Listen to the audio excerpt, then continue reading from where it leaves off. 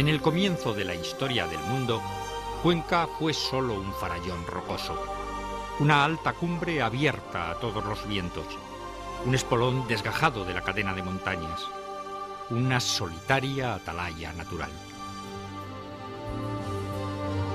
Dos ríos, el Júcar y el Huécar, fueron rodeando esta escarpadura para excavar profundas hoces por las que el aire penetra acariciando las rocas. El agua también quiso participar en la fiesta de la naturaleza.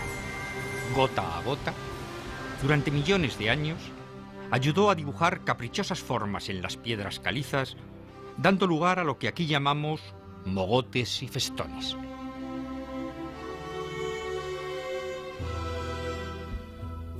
Desde lo alto, allá donde anidan las águilas, Cuenca domina todo el territorio circundante.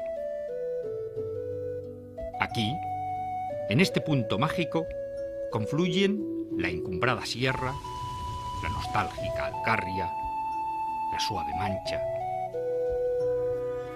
Y todas estas regiones naturales acarician y miman este espolón orgulloso, que es símbolo y resumen de todas ellas.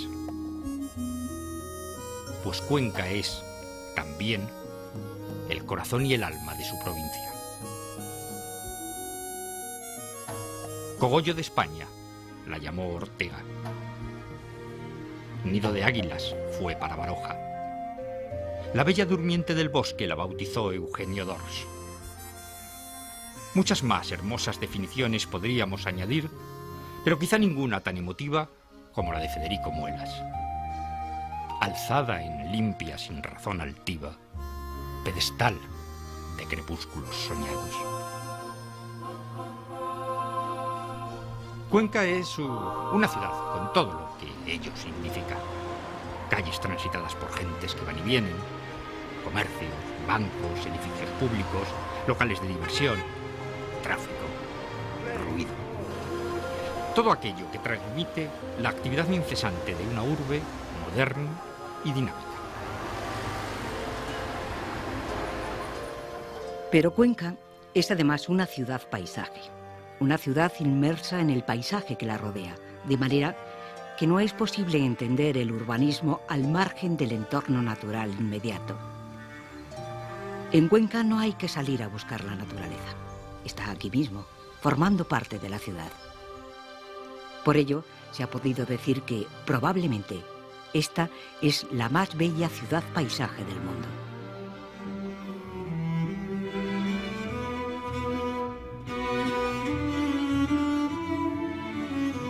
Entraremos ahora en el corazón de esta ciudad.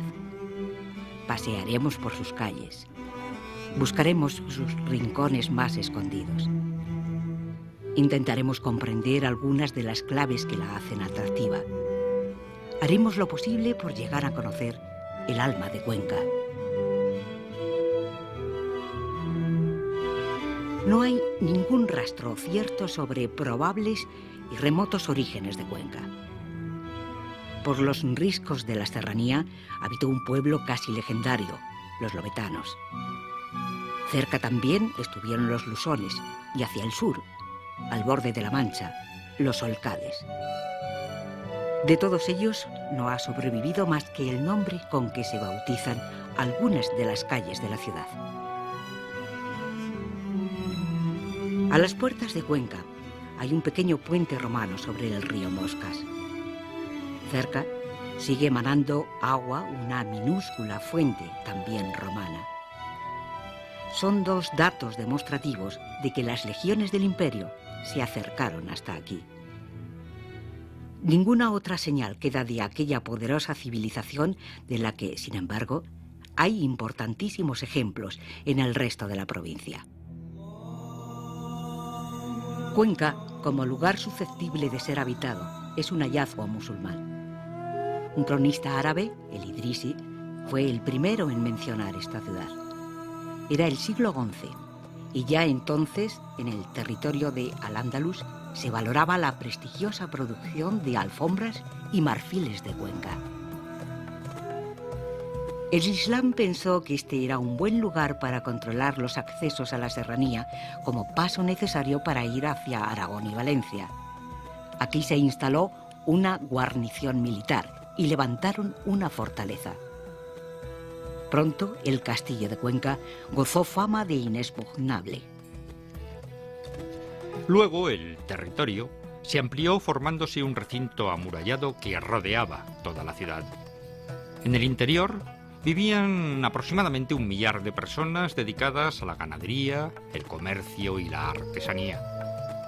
En la plaza de Mangana estuvo el Alcázar, mientras que la actual Plaza Mayor era zoco de comerciantes y artesanos. Una de las mezquitas estuvo donde hoy se levanta la catedral.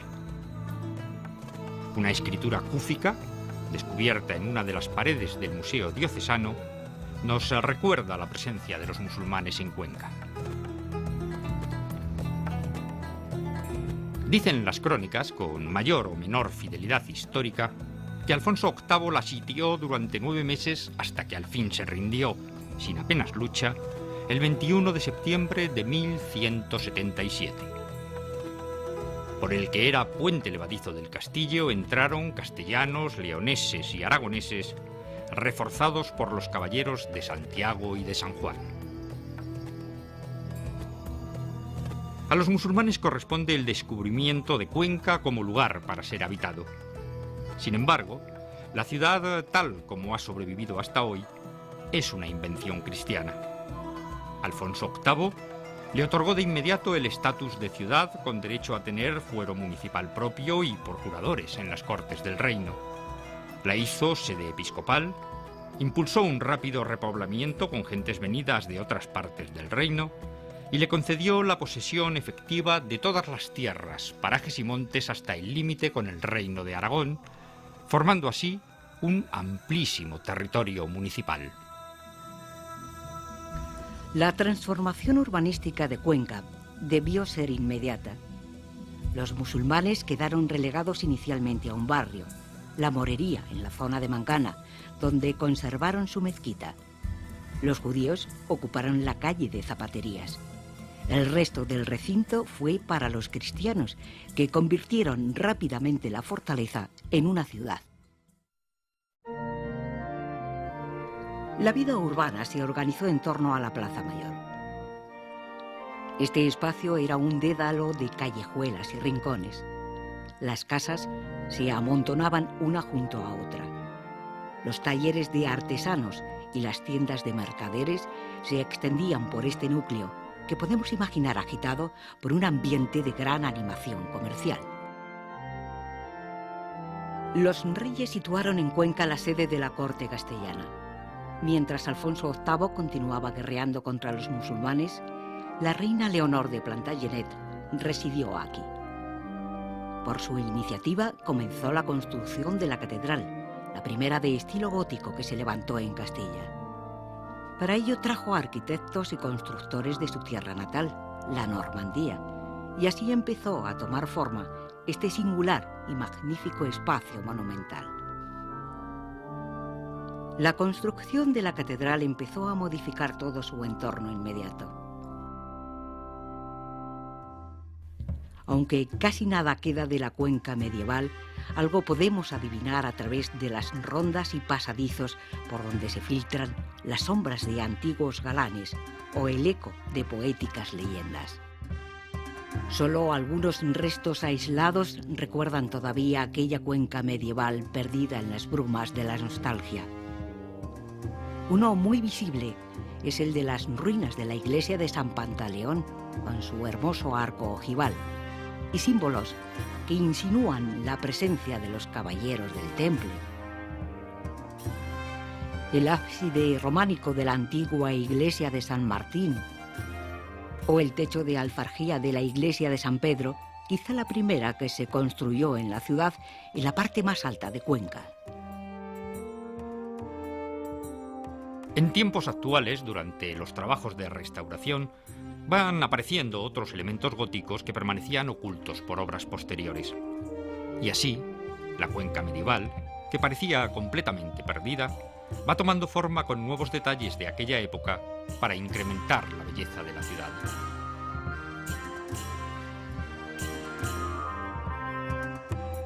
Para mejorar el sistema defensivo heredado de los musulmanes, se amplió y reforzó la muralla, rodeando con ella todo el recinto urbano. De esa manera, la poderosa estructura vino a completar la defensa natural proporcionada por los ríos y las rocas.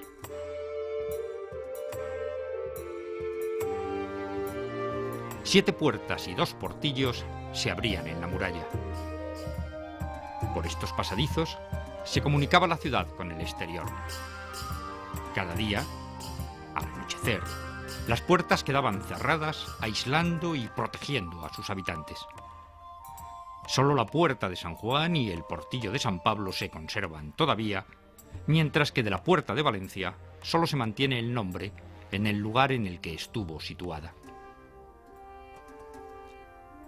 Sobre la muralla quedaron situadas iglesias que cumplían varias funciones a la vez: templo religioso, centro de reunión cívica y baluarte defensivo en caso de necesidad. Protegiendo el Júcar, se construyeron San Miguel y San Juan, mientras que los accesos desde el Huécar se controlaban gracias a San Martín, Santa Cruz y San Gil. En el centro, en lo que pronto fue un barrio populoso, se levantaron otras iglesias: El Salvador, San Andrés, San Esteban, Santo Domingo y San Vicente. De todas ellas, solo sobreviven las 2 primeras, pero únicamente El Salvador continúa ofreciendo culto. En torno a las iglesias se fueron agrupando los habitantes de cada barrio. Cada vez eran más los vecinos de Cuenca, una ciudad pujante y activa, industrial y artesana, que atraía a gentes de otros lugares. El espacio urbano disponible, limitado por las murallas, iba siendo cada vez más escaso.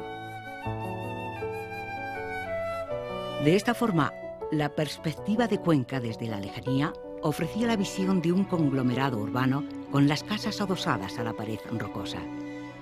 Rodeando todo, una poderosa muralla y en lo alto, el castillo, alzándose sobre los tejados las torres de las iglesias. El plano dibujado en 1773 por Llanes y Masa ofrece una expresiva panorámica de cómo era aquella ciudad.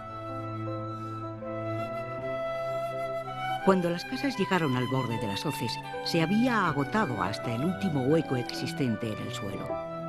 Hubo que recurrir a la imaginación. Unos fueron prolongando la ciudad hacia abajo, adosando la vivienda a las rocas, virándose en las aguas de los ríos, en un espectacular ejercicio de habilidad urbanística.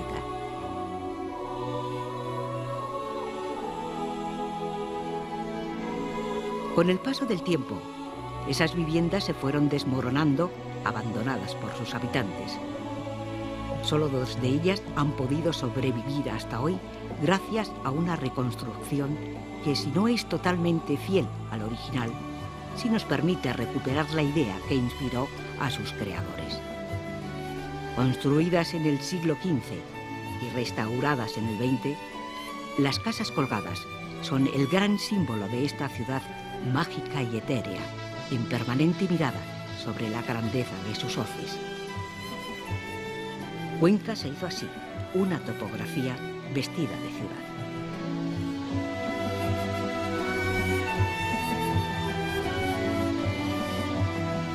El primer elemento desencadenante de la evolución urbanística de Cuenca fue la catedral. Es casi seguro que se levantó sobre la antigua mezquita. Los trabajos comenzaron a fines del siglo XII, siguiendo las nuevas tendencias que venían de Europa, traídas hasta aquí por la reina Leonor. Las obras comenzaron por la cabecera del templo, en la parte más próxima al Huécar.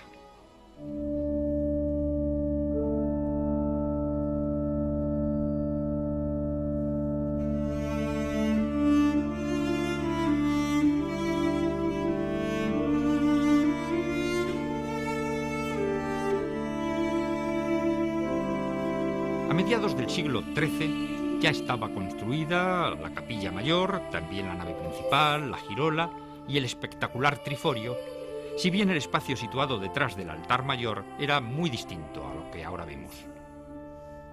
Sobre la nave empezaba a dibujarse la elegante bóveda apoyada en airosas columnas como símbolo de la audacia constructiva de los arquitectos góticos. Luego, durante los siglos XIV, XV y XVI, continuaron las obras de las naves laterales hasta alcanzar el sector destinado a fachada. Para facilitar la entrada al claustro, el arquitecto Esteban Jamete construyó un espectacular arco renacentista. Esa es también la época en la que las familias nobles residentes en Cuenca y canónigos prestigiosos se incorporaron a la gran obra de la catedral. Para ello, construyeron sus propias capillas dotadas de abundantes obras de arte y cerradas con llamativas rejas de hierro forjado. La rejería es, con toda seguridad, el aspecto más llamativo de la catedral conquense. Los talleres situados en la ciudad trabajaron intensamente durante aquellos años. El resultado de esa labor de forja está presente en la cantidad de rejas que forman la espléndida colección de obras que cubren las capillas, destacando especialmente por sus dimensiones y belleza las de la capilla mayor.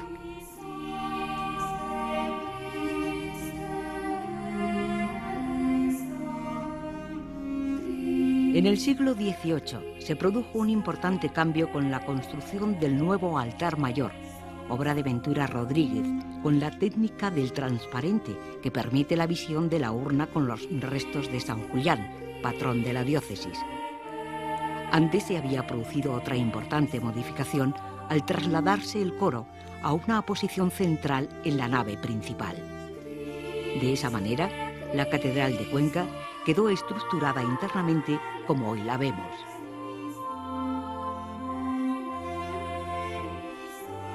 No ocurrió lo mismo con la fachada principal. Sabemos que hubo una primitiva fachada de estilo gótico, sustituida luego por otra de influencia barroca, con dos airosas torres y otras dos en el resto del edificio. El hundimiento de una de ellas, la de Campanas, en el año 1902, obligó a desmontar esa fachada barroca. En su lugar comenzó a construirse una nueva que pretendía recuperar el carácter original gótico. Lentamente empezaron a tomar forma las columnillas, los capiteles, las arquivoltas, las puertas, hasta llegar al resultado que hoy vemos.